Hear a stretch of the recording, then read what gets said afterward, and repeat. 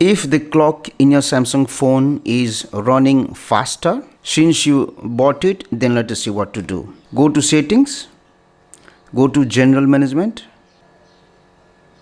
go to date and time. Now make sure that you have enabled this option automatic date and time.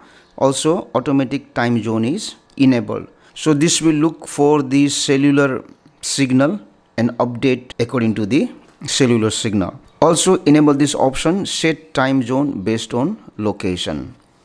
Now suppose by enabling this automatic option, also if the date is not fixed, then what you do is disable this option automatic date and time and then set the date and time manually. Set the date, also go to time and set it manually.